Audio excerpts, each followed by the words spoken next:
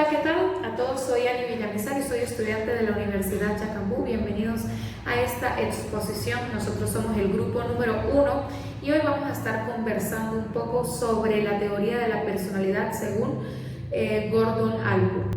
Él se enfatizaba más que todo en la individualidad del ser humano, en la individualidad y en la simpleza de cada uno, que todos eran diferentes, no se podía reducir a un común denominador lo que una persona era y sus rasgos y la reflexión y las respuestas que ésta podía tener con la humanidad y con su medio ambiente. Él mencionaba que la obstinación de una persona es diferente a la de cualquier otra, todos somos diferentes, y él decía que la determinación u opinión de una persona iban a marcar pauta en sus vidas, en su creatividad, en sus decisiones, en los resultados y en su reflexión como persona. Él decía también que de acuerdo a la singularidad de una persona se podía estudiar a profundidad al individuo. A esta ciencia del estudio de profundidad la llamó la ciencia morfogénica, que son aquellos que recopilan datos individuales, y los que recopilan los datos de grupos de personas se llaman nomotéticos, son aquellos que los recopilan. Y bueno, básicamente él aceptó opiniones de otros teóricos como Maslow, como Roger, como Skinner, como Freud. Él los aceptó. Sin embargo, él decía que ninguno de estos teóricos podían dar en el clavo. Él decía, estas personas no estudian la singularidad de cada persona y enfrascan tal vez en una sola área de la personalidad todo el estudio. Entonces él hacía una reflexión y decía que no debían solo enfrascarse en un área de la personalidad, sino dejar un amplio estudio de la personalidad. También en una parte, él lo dijo de esta forma, la voy a leer para ustedes, decía: no debían olvidar lo que habían decidido no estudiar. Esto lo dijo en 1968, y entonces él hace una reflexión a todas las personas, o a todos los psicólogos, en este caso nosotros como futuros psicólogos, a no quedarnos solamente con un área de estudiar, sino y saber que el ser humano es tan complejo y su mente es tan compleja, su persona es tan compleja que esto no lo puede abarcar una sola teoría. Y ahora vamos a conocer la vida y la historia de Gordon Allport.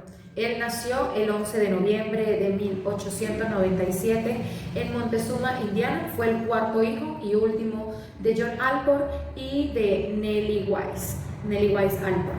El padre de Allport estuvo involucrado en muchos negocios y empresas, pero a la final decidió dedicarse a la medicina e hizo de su casa un pequeño hospital. Allport creció rodeado de enfermeras, de pulcritud y de mucha limpieza. Y decía allí en el libro una parte muy interesante, que no solo limpieza física, sino también limpieza mental. Luego Allport, cuando tenía aproximadamente 6 años, de su familia se mudó a Cleveland, Ohio. Luego de eso el niño comenzó a mostrar interés, ya comenzó a crecer, el joven comenzó a mostrar interés por la filosofía y por la religión, y él decía que él era mucho más hábil con las palabras que con los juegos. Él se describía a sí mismo como un joven solitario, como un joven que no tenía mucha vida social, y de hecho él inventaba sus propios juegos. Y aunque no tuvo un promedio excepcional, no fue el mejor estudiante de su clase, bueno, fue el segundo mejor de su clase, él no se consideraba el mejor estudiante, un estudiante excepcional. De allí comenzó su carrera, se fue a estudiar en el otoño de 1915 en Harvard. Y luego comenzó siguiendo los pasos de su hermano en lo que es la psicología. Pero antes sacó una licenciatura en filosofía y en economía, y luego la sacó en psicología y ética social. Estas disciplinas lo impresionaron muchísimo e hicieron de él un gran profesional. Luego lo llamaron para dar clases en Turquía, fue a Europa también y dio clases de inglés y de sociología. En fin, luego lo llamaron para hacer un doctorado, y en eso sucedieron muchas cosas importantes en su carrera. Una de esas fue que en un viaje a Viena sabía que estaba Freud allí, y él fue bastante arriesgado y decidió enviar una carta para que él lo pudiera entrevistar. Freud aceptó, se dieron, y en la conversación, según el libro, le dice que había un niño en un tren que no se quería sentar con los demás porque decía que todos estaban sucios y tenía fobia a la sociedad. Entonces él dice que Freud, mirándolo con unos ojos terapéuticos. Le dijo, ese niño no serás tú. No se dice más sobre eso, si sí era, si no era, o el resultado de esta conversación, pero analizando cómo creció Freud, en dónde creció y su limpieza, cómo se formó, pues de allí se puede entender un poco. Luego de eso él decide casarse, se casa con Ada Lufkin, que la conoció en la universidad. Ella estudió psicología clínica y se dice que ella tenía la parte clínica que Gordon no, y ella hizo aportes significativos en su carrera. Y ahora el enfoque de la personalidad según Gordon Allport se divide en tres preguntas importantes. ¿Qué es la personalidad?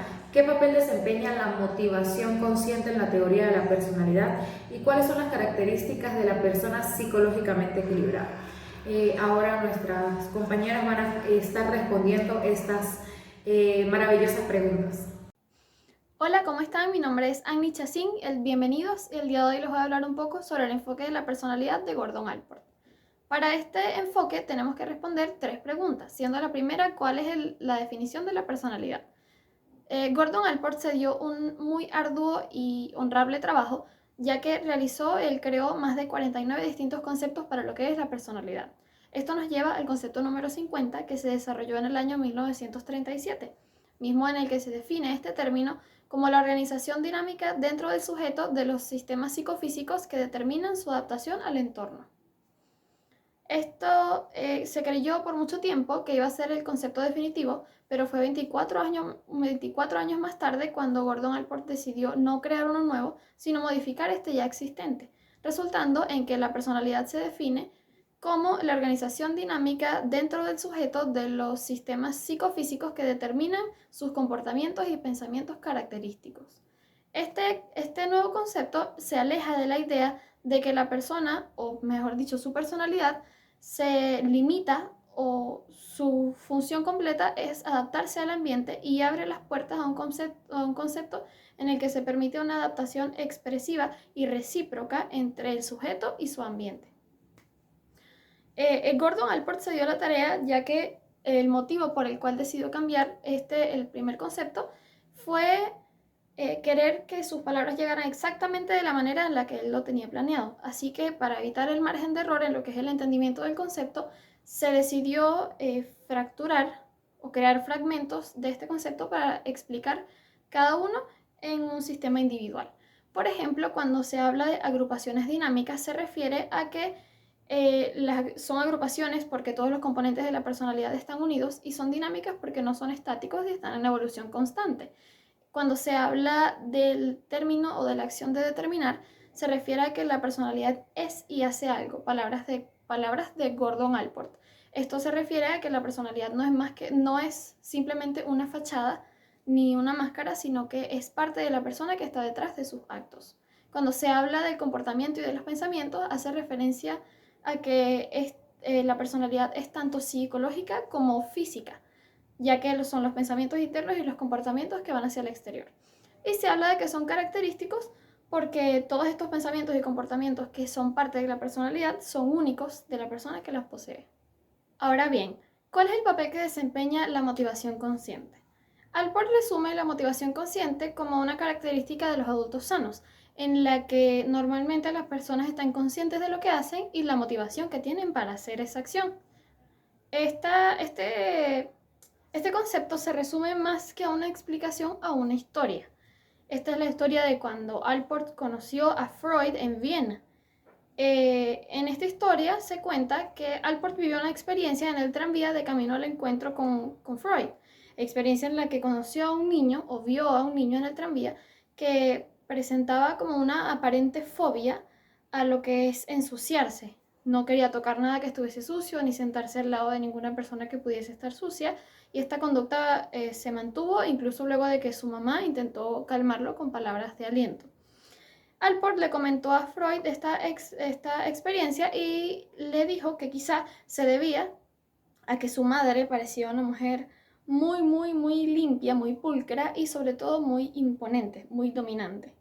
Y que quizá este niño pudo haber adaptado o adoptado estas acciones de su madre. Este fue el momento en el que Freud le hizo esta peculiar pregunta y le preguntó, ¿será que ese niño es usted? Y esto fue como insinuando que quizá Alport estaba contando inconscientemente la historia de su obsesión con la limpieza.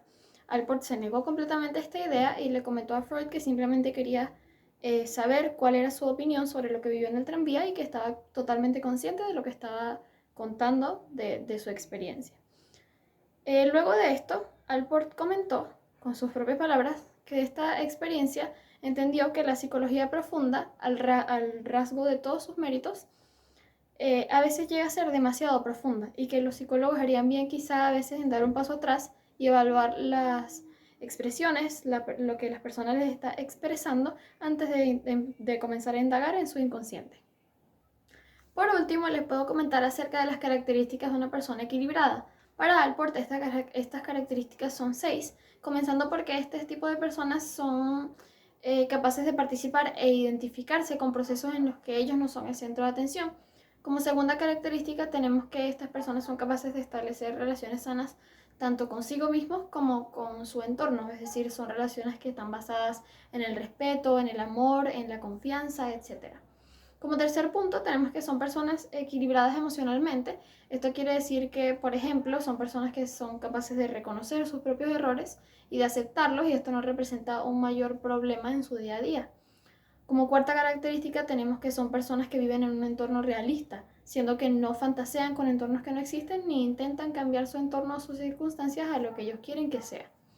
Como quinta característica tenemos que son personas perspicaces y con un humor sano. Esto quiere decir que como son capaces de reconocer sus errores, nunca buscarán atribuírselos a alguien más, sino que los aceptarán y los arreglarán ellos mismos. Y su humor será sano porque no existirá la necesidad de irse a un humor que se base en sexualización o denigración de ninguna otra persona para hacer reírse ni a sí mismo ni a su entorno. Y como última característica tenemos que estas personas equilibradas normalmente tienen una filosofía unitaria de vida. Esta filosofía no es más que el saber o tener un objetivo, ser capaz de designar un objetivo a nuestra vida, y una acotación que se puede hacer a este punto, aunque no es nada mandatorio, es que se vio en muchos estudios que para muchos adultos equilibrados esta filosofía de vida tenía que ver con la religión a pesar de no ser un requerimiento. Gracias por su atención. Buenos días, mi nombre es María Milagros García. La estructura de la personalidad. Esta es la que designa las unidades fundamentales de la misma. Sin embargo, para diversos autores estas unidades variaron. Para Freud, las unidades eran los instintos. Para Einstein eran los factores determinados por procedimientos estadísticos. Y en cuanto a Alport, él consideraba que las estructuras más importantes son las que permiten la descripción de la persona en términos de características individuales, las que él denominó rasgos personales.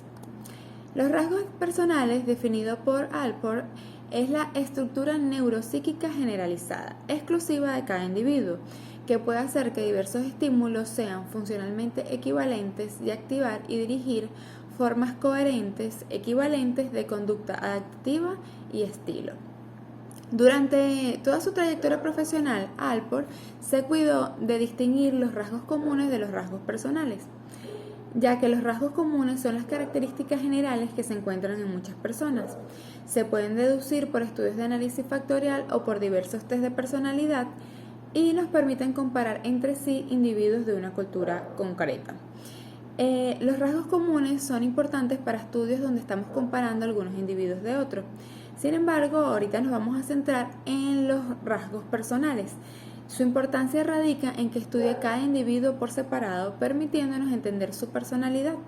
La distinción más importante es que expresa la frase aclaratoria que es exclusiva de cada individuo. Para decir cuántos rasgos personales tiene cada individuo, es necesario ver la preponderancia que tiene cada uno en la vida de la persona. Para esto, Alport situó los rasgos personales en una escala, creando los niveles de rasgos personales. Aquí tenemos como principal el rasgo fundamental. Este rasgo es donde se denota una característica extraordinaria o una pasión destacada en la vida de la persona. Es tan evidente que no se puede esconder todos los actos de la persona giran en torno a este rasgo. Realmente pocas personas tienen rasgos fundamentales, pero las que lo tienen suelen ser conocidas por este atributo específico. Luego tenemos los rasgos principales. Todo el mundo tiene varios rasgos principales. Según Alport, están entre 5 y 10 rasgos que tiene cada persona, y este incluye las características más destacadas en las que se centra la vida de la persona. Fácilmente amigos y conocidos pueden describirnos correctamente estos rasgos principales. Ahora, los rasgos secundarios, estos son menos destacados pero son superiores en número. Todo el mundo tiene numerosos rasgos secundarios, pero estos no son fundamentales en su personalidad. Aparecen con regularidad y originan algunos comportamientos específicos. A pesar de que los rasgos principales gobiernan gran parte de la conducta adaptativa y de estilo, estos se funden en los rasgos secundarios. Nosotros no podemos decir que los rasgos secundarios son menos importantes que los rasgos principales de otra persona, ya que hacer comparaciones entre individuos distintos pues resultan inadecuados, ya que estaríamos transformando los rasgos personales en rasgos comunes.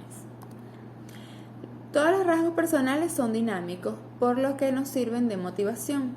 Sin embargo, unos son más intensos que otros.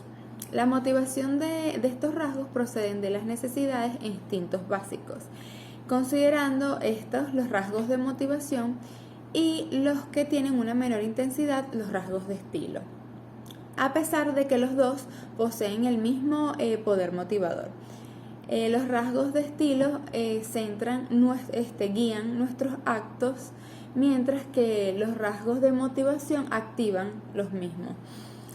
Por ejemplo, nosotros tenemos la necesidad de vestirnos para mantener nuestra temperatura corporal. Sin embargo, la forma en cómo nos vestimos es lo que está determinado por nuestros rasgos de estilo personal.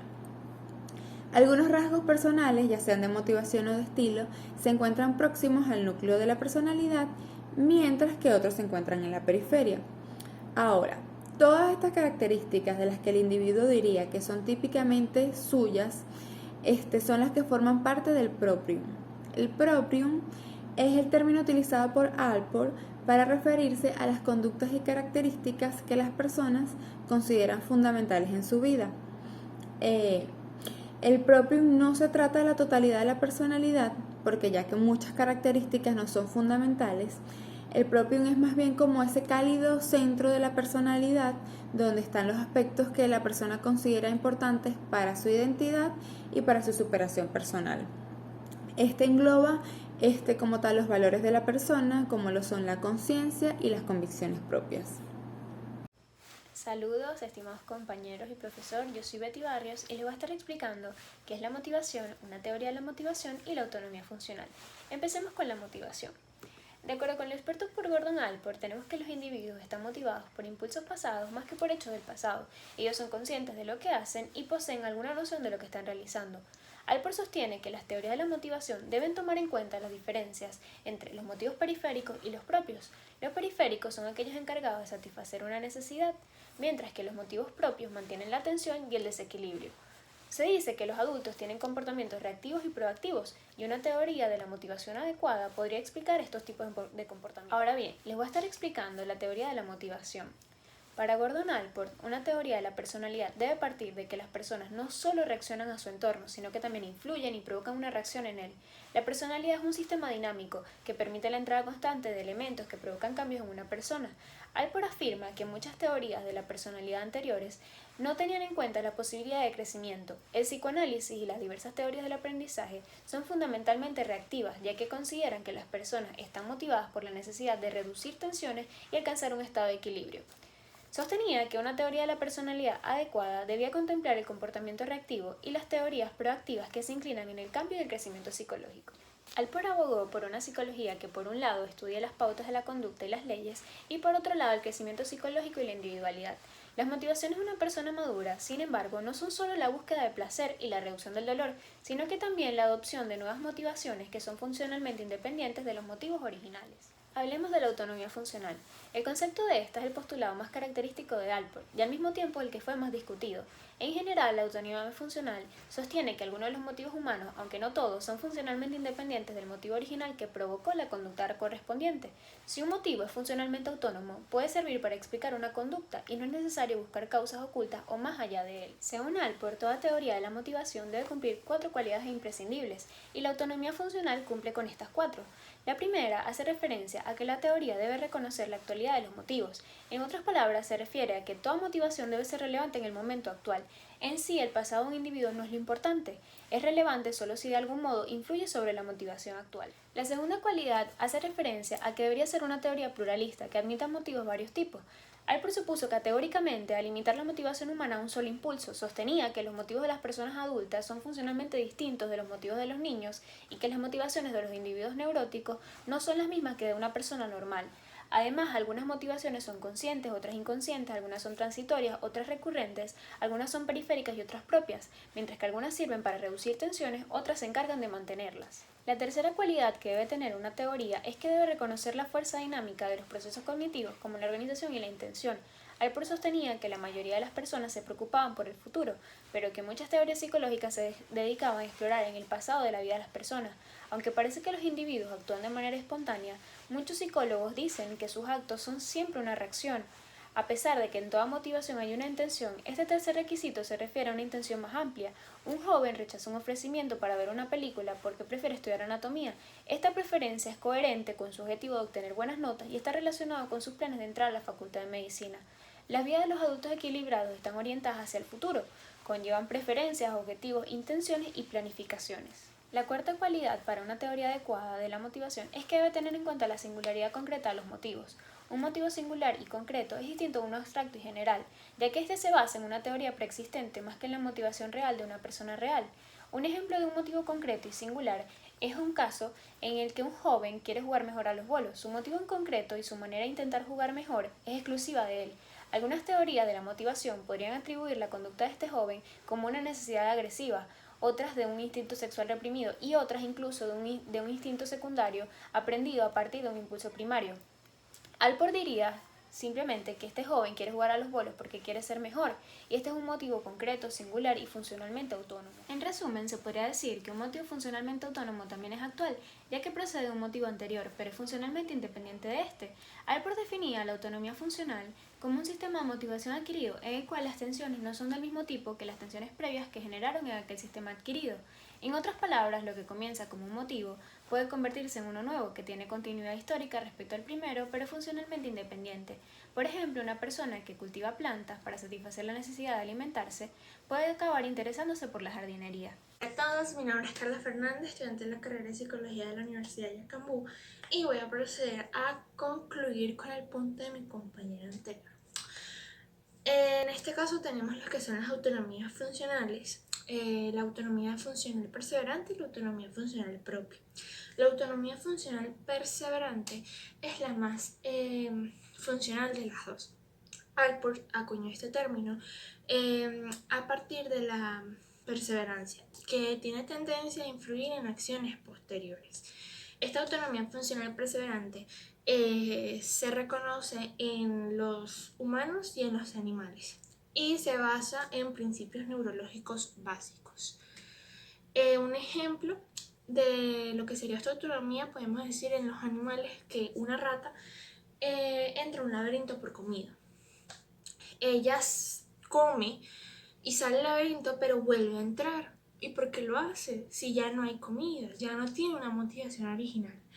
Alport respondería a que la rata ha encontrado una satisfacción o una nueva motivación para seguir entrando al laberinto. En 1961 citó nuevos ejemplos, esta vez derivados al ser humano, donde entra lo que sería el consumo del alcohol, el tabaco u otras drogas. Estas al principio no tienen una necesidad fisiológica, pero luego se crea una motivación externa a la original. Luego tenemos lo que sería la autonomía funcional propia. Es el sistema director de la motivación que confiere la unidad de la personalidad. Está relacionado con las motivaciones que se relacionan con el propio. Lo que se llama el rompecabezas, el alcohol, y el alcohol rara vez se cree que es una afición típica de la personalidad, ya que no son un propio. En cambio, lo que son el trabajo, las aficiones y los intereses sí están más cercanos a lo que sería una personalidad. De hecho, esas motivaciones son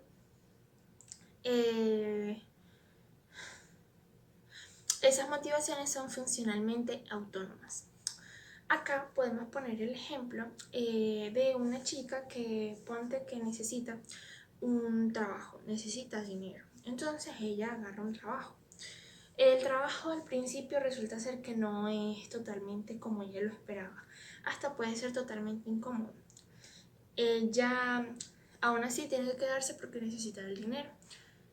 Posteriormente, con el pasar del tiempo, ella le agarra un cariño, algo sucede. Ella cambia de motivación, empieza a aprender y a dedicarse de lo que está haciendo, al punto de hasta perder una que otras vacaciones para quedarse trabajando. Acá se puede ver el contraste de que al principio no le gustaba, no se creía totalmente en lo suyo, ni le gustaba el ambiente, pero al final, con el pasar del tiempo, ella sí logró conseguir esta motivación necesaria para poder quedarse. Finalmente, tenemos los criterios para la autonomía funcional. En general, una motivación es funcionalmente autónoma mientras busca nuevos objetivos, lo cual quiere decir que la conducta o la actitud se mantiene igual aunque la motivación cambie. Aquí podríamos colocar finalmente dos ejemplos. El primero sería de un niño. Los niños aprenden a caminar por una motivación de crecimiento, pero lo continúan haciendo. Pero esta vez lo hacen, puede ser para subir su autoestima o para sentirse un poco más autosuficientes. Siguen con la misma conducta, con la misma acción de caminar, pero su motivación cambia. Podemos poner el ejemplo de un científico que le gusta buscar respuestas a problemas complejos, pero disfruta más buscando las respuestas que resolviendo los problemas como tal. Entonces, este científico siempre va a estar con la misma constante de buscar respuestas en diferentes problemas, y hasta puede dejar de resolver problemas y simplemente buscar respuestas a fórmulas inconclusas. Aquí mostrando que su motivación principal era resolver ese problema complejo, pero cambia de dirección y aún así sigue haciendo la acción de buscar las respuestas, que en este caso es su satisfacción, la búsqueda. Bueno, esto es todo por el video. Muchas gracias por su atención y espero que se haya entendido toda la explicación sobre la teoría de la personalidad de Allport. Gracias.